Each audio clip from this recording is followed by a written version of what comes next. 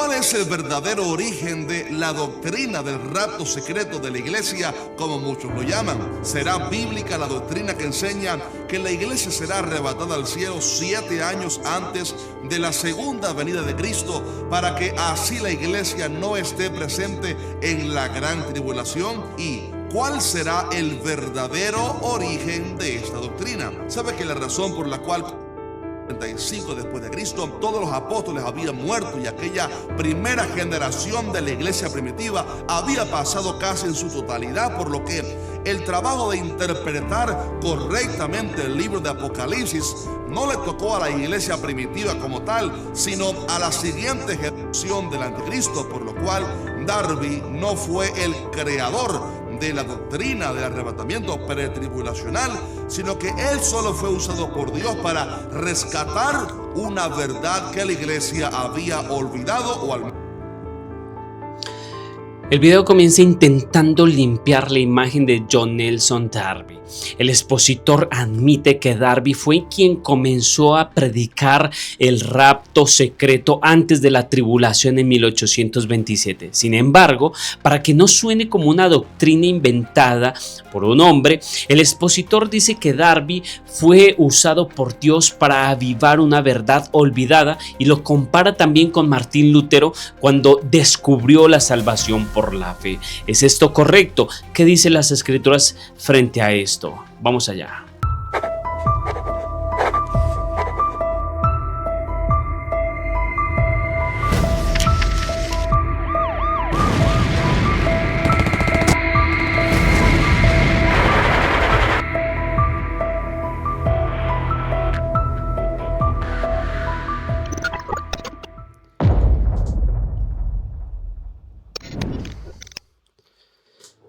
Los argumentos que aquí se presentaron, el primero es una falsa analogía, es un argumento de lógica. Una falsa analogía es comparar dos cosas que parecen iguales pero que al fondo no tienen nada que ver. El expositor compara a Darby con Martín Lutero. Cuando Martín Lutero enseñó la salvación por la fe en el año 1517, él no estaba inventando nada nuevo. Esa doctrina está escrita literalmente en Romanos y en Gálatas, y muchos padres de la iglesia antigua también la habían enseñado siglos antes, como San Agustín. En cambio, la idea de un rapto secreto de 7 años antes del fin jamás fue enseñada por ningún líder cristiano ni por las iglesias primitivas durante 1800 años de historia cristiana, hasta que Darby la formuló. Así es que compararlos es un engaño. Vamos a la narrativa persuasiva y a la apelación emocional que utiliza aquí este señor para argumentar y manipular. Mira, el expositor cuenta la historia de cómo Darby se cayó de un caballo y, estando en la cama recuperándose, descubrió esa doctrina. Ahora, esto busca tocar las emociones del espectador, haciéndole creer que fue una revelación divina en medio del dolor, para que la gente acepte esta doctrina por lástima o admiración al personaje, en lugar de exigir pruebas bíblicas. Vamos a la siguiente parte de este estudio: es Israel versus la iglesia, el argumento de Daniel. El primer argumento bíblico que da el expositor para defender que la iglesia no pasará por la tribulación es hablar de las 70 semanas de Daniel. Él dice que los últimos 7 años del mundo son un trato de Dios solo con Israel, no con la iglesia, y él afirma que desde Apocalipsis capítulo 5 en adelante la iglesia ya no aparece en la tierra, dice él, sino Israel. Ahora, estos son argumentos equivocados utilizados aquí. Es la discontinuidad radical de los pactos. Este es un argumento contra toda la escritura. Este error consiste en partir la Biblia con un hacha, separando completamente a Israel de la iglesia primitiva, como si Dios tuviera dos pueblos distintos o dos planes de salvación diferentes. La Biblia enseña todo lo contrario. Efesios capítulo 2, el versículo 14 dice allí las escrituras: porque Él es nuestra paz, que de ambos pueblos hizo uno, derribando la pared intermedia de separación. Así es que el apóstol Pablo dice que Cristo con su sangre derribó la pared que separaba a los judíos de los gentiles, o sea, la iglesia, haciendo de los dos un solo pueblo. Decir que Dios tiene que sacar a la iglesia de la tierra para poder tratar con Israel es ignorar la cruz de Cristo, que unió a ambos en un solo rebaño. Así es que, ¿qué otro argumento utiliza el Señor? Y es el argumento desde el silencio, falacia ad ignoranti, que lo utilizan muchísimo ellos. El expositor dice que la iglesia no se menciona desde el Apocalipsis capítulo 5 en adelante, por lo tanto la iglesia ya fue raptada al cielo. Esto es un error inmenso. El libro de Apocalipsis habla continuamente de los santos. Apocalipsis capítulo 13, el versículo 17, y se le permitió hacer guerra contra los santos y vencerlos. Y también dice Apocalipsis 14, 12, aquí está la paciencia de los santos, los que guardan los mandamientos de Dios y tienen la fe de Jesús. Así es que los cuales están en la tierra sufriendo persecución. El expositor asume arbitrariamente que esos santos son solo judíos y no cristianos, basándose en el silencio de la palabra exacta iglesia. Como no aparece iglesia, entonces no es la iglesia. Pero este es un argumento erróneo, porque los santos, obviamente, la iglesia. Ahora, vamos al argumento de la ira de Dios y Apocalipsis capítulo 3, el versículo 10. El segundo argumento del video es citar 1 Tesalonicenses capítulo 5, el versículo 9, que dice las escrituras: porque no nos ha puesto Dios para ira, sino para alcanzar la salvación por medio de nuestro Señor Jesucristo. Así es que el expositor dice que la gran tribulación es la ira de Dios, y como Dios no derrama su ira sobre los justos, nos tiene que sacar de la tierra, igual que sacó a Lot de Sodoma y a Noé del diluvio. Y luego cita Apocalipsis capítulo 3, el versículo 10, donde dice a la iglesia de Filadelfia: te guardaré de la hora de prueba que ha de venir sobre el mundo entero. Él dice que guardaré, guardar de, significa ser sacado del planeta. Aquí el expositor comete errores muy graves contra la exégesis y la gramática bíblica. Entonces, ¿cuáles son estos argumentos equivocados utilizados aquí? Es un silogismo con premisas falsas.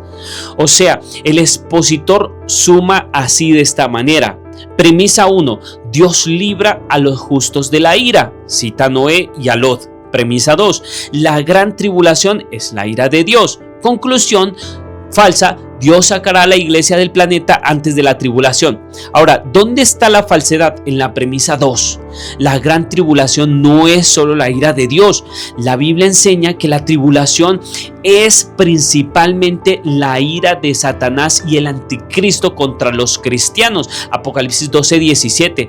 Que dice: entonces el dragón se llenó de ira contra la mujer y se fue a hacer guerra contra el resto de la descendencia de ella. O sea, ¿quiénes? Los que guardan los mandamientos de Dios y tienen la fe de Jesús o el testimonio de Jesucristo. Así es que los cristianos sufriremos la ira del diablo, de la cual Jesús ya nos advirtió: en el mundo tendréis aflicción, pero confiad que yo he vencido al mundo, dice las escrituras. Juan capítulo 16, el versículo 33. Además, el ejemplo de Noé y Lot destruye la idea del expositor. Dios no se llevó a Noé al cielo, lo protegió dentro de un arca mientras el juicio caía sobre la tierra. Dios no se llevó a Lot al cielo, le dijo que corriera a otra ciudad en la tierra. La protección de Dios no requiere una evacuación espacial. Ignorar el contexto inmediato y el desprecio por la gramática son los argumentos más falsos que puede haber y utilizarse para interpretar las escrituras. Estos son argumentos hermenéuticos y en contra del método histórico. Mis queridos, el expositor analiza la frase de Apocalipsis capítulo 3, el versículo 10, donde dice te guardaré de la hora de la prueba, e insiste en que guardar de significa sacar o raptar. Ahora, para saber si esto es cierto, debemos aplicar el método gramático. En el idioma griego original en que se escribió el Nuevo Testamento, la palabra guardar de es stereoek. Para aplicar la regla solamente la escritura se interpreta a ella misma. Busquemos donde más se usa la frase griega exacta en la Biblia. Nosotros la vamos a encontrar en Juan capítulo 17, el versículo 15, donde dice las escrituras: no ruego que los quites del mal. Fíjate aquí la palabra que se utiliza allí. No ruego que los quites del mundo, sino que los guardes del mal. Juan capítulo 17, el versículo 15. Y aquí aparecen las dos palabras griegas anteriores a Apocalipsis capítulo 3, el versículo 10. Así es que aparecen las dos mismas palabras, ¿ok? Así es que esto es muy interesante. ¿Por qué?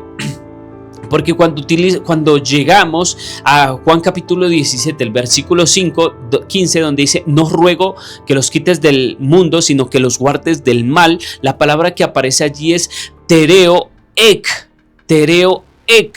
Es increíble. En Juan capítulo 17, el versículo 15, Juan usa las mismas palabras exactas que stereoek para decirle al Padre que no saque, a Jesús, que no saque a los cristianos del mundo. ¿Sí? Ahora,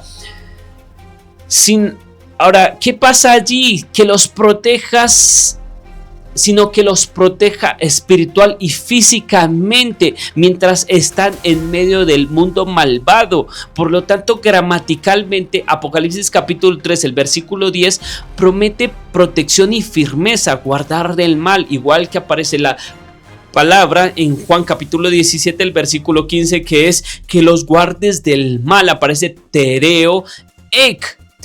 Es la misma palabra que aparece en Apocalipsis 3:10. Que los guardes, ¿ok? Así es que, ¿qué significa eso? Protección y firmeza. Es una protección y firmeza espiritual a la iglesia en medio de la tribulación. No es un viaje en nave espacial para huir de ese planeta. El expositor también ignora el idioma original para forzar su doctrina. Esto es un texto fuera de contexto. Ahora, para analizar lo que el autor hace es obviamente él usa 1 Tesalonicenses capítulo 5, el versículo 9, donde dice no nos ha puesto Dios para ira, dice las escrituras allí y tú lo puedes leer.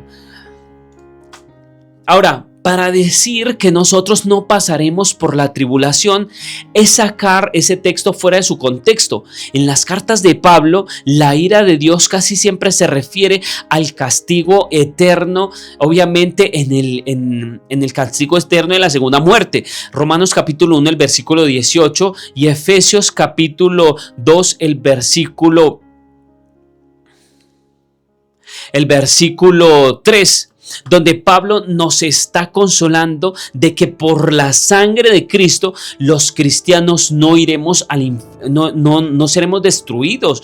No está prometiendo que no sufriremos problemas o persecuciones políticas o sociales en el fin del mundo. Ahora, el argumento del anticristo y el que lo detiene, o sea, el tercer argumento del video, se basa obviamente en 2 Tesalonicenses 2, 6 y 8. El expositor lee que hay algo que lo detiene o impide que el anticristo se manifieste hasta que él a su vez sea quitado de medio.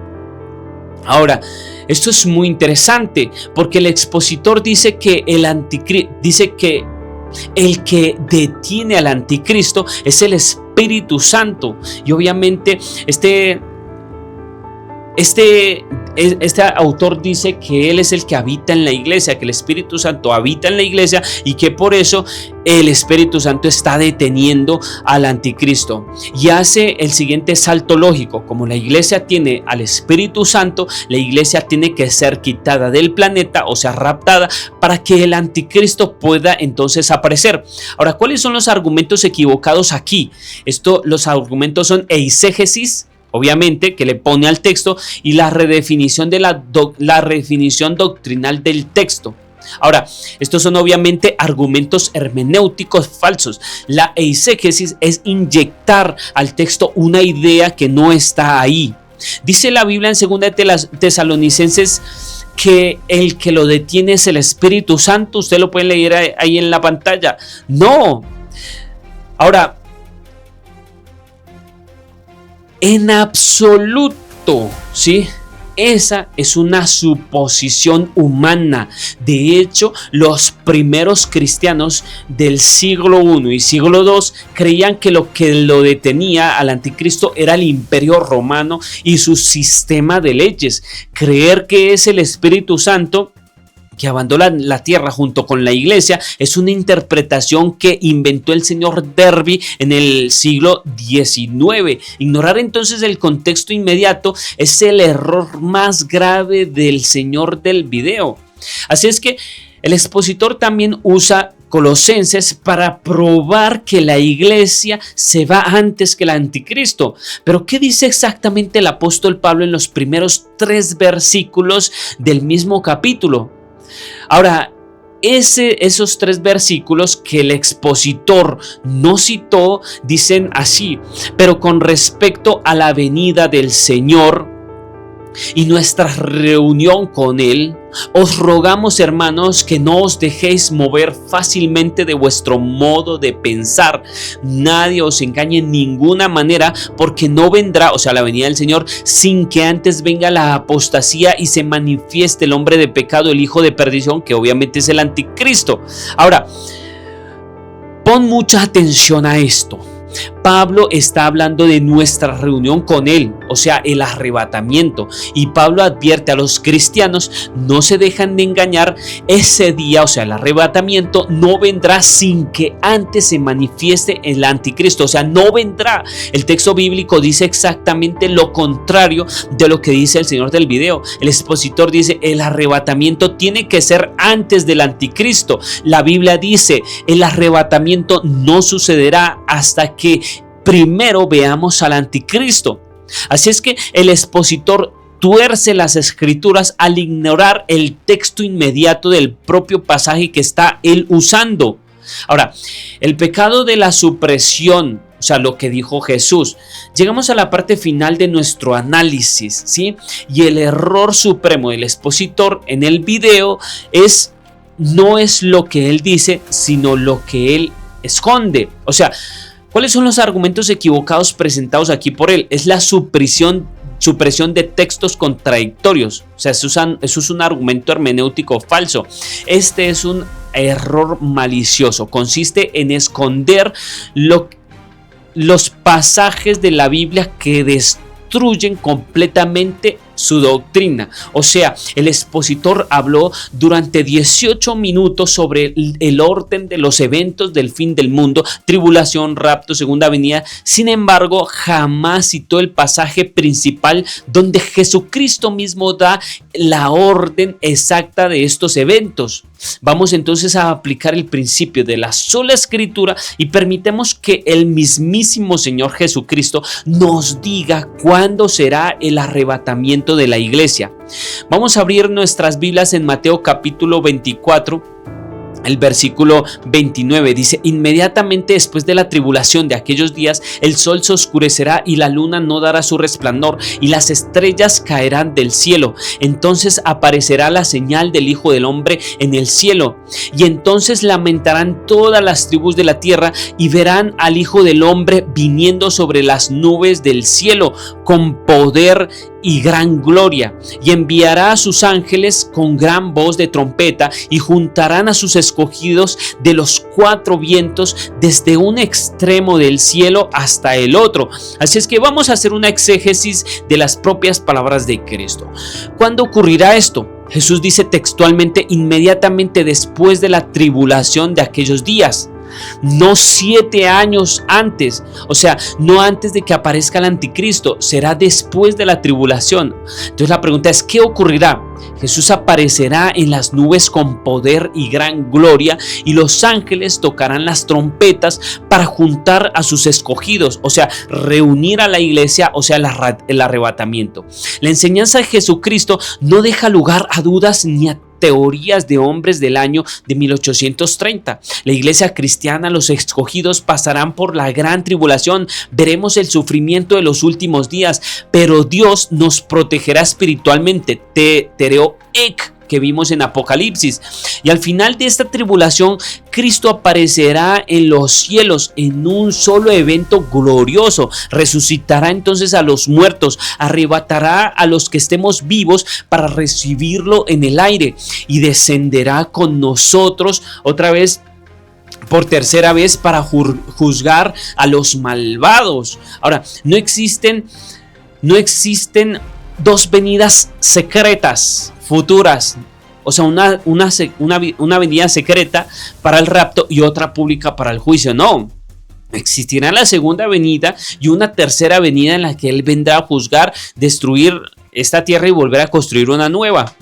Así es que la Biblia enseña una sola segunda venida gloriosa, que se llama en griego la parusia. El rapto y la segunda venida son dos caras de la misma moneda, ocurriendo al mismo tiempo, a la final trompeta, como lo dice 1 Corintios capítulo 15, capítulo 15, versículo 52. Así es que, mis queridos, no hay más argumentos que puedan destruir la verdad de la Biblia, que sean difíciles de destruir, de derrocar, porque solamente las escrituras fueron dadas por el Creador y ellas son su propia intérprete. No debemos tener la fe en un señor de 1820 para interpretar las escrituras. Simplemente nosotros con solo las escrituras podemos llegar a la verdad. Mis queridos, estamos frente a doctrinas de demonios en estos últimos días.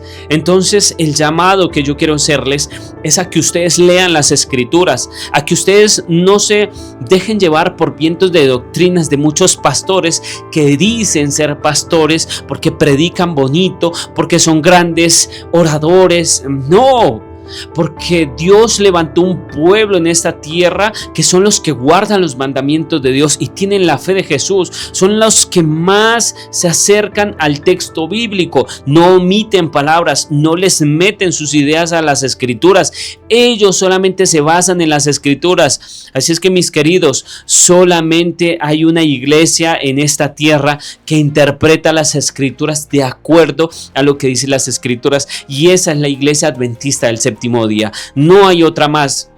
La iglesia adventista del séptimo día solamente se basa en la sola escritura, en toda la escritura. Las escrituras interpretan a ellas mismas, el método gramatical histórico. Mis queridos, el resto de iglesias le ponen ideas a los textos bíblicos, y por eso es que hay una gran cantidad de religiones hoy en día.